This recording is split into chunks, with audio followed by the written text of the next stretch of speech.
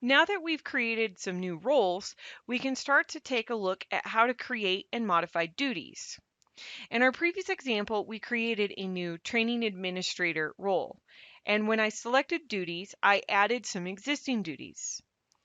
If I want to create a new duty and automatically add it as a reference to this particular role, I can do that directly from here by clicking Create New and Add Reference. This will open up a new screen where I can create a new duty.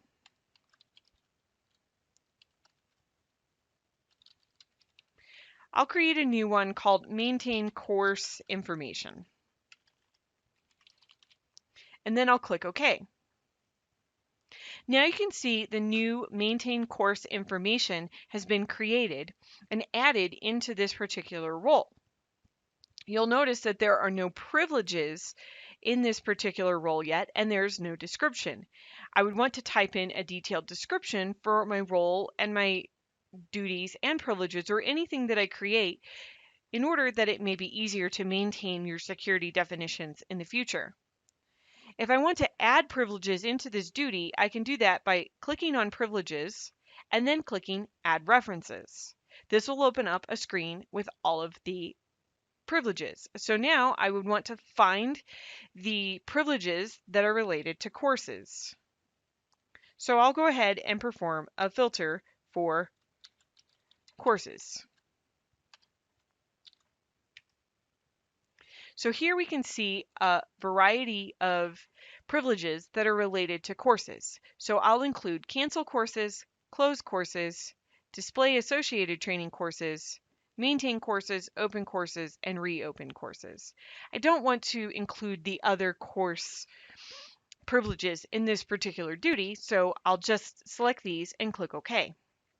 Now those privileges have been added into this particular duty. As an alternative technique for creating a new duty, I can do it directly from the Duties tab. So if I switch over to Duties, I can do a search in the list.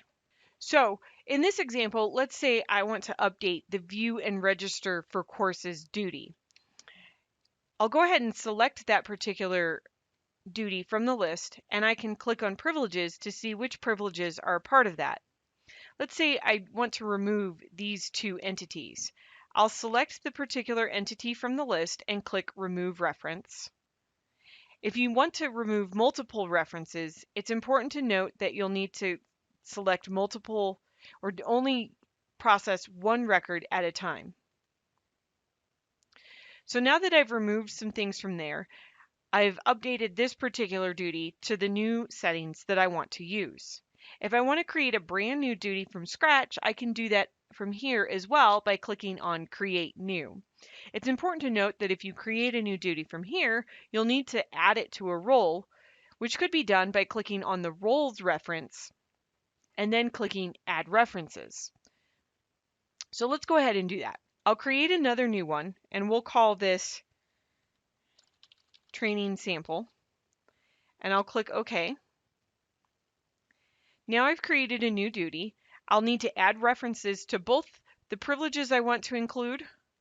I'll just select the first few in the list and click OK.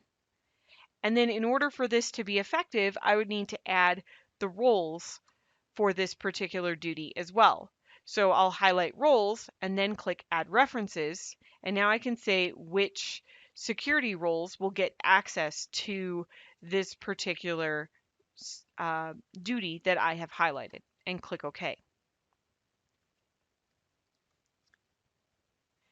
You can see that as we've been updating and modifying the duties, the unpublished objects list has been updating as well.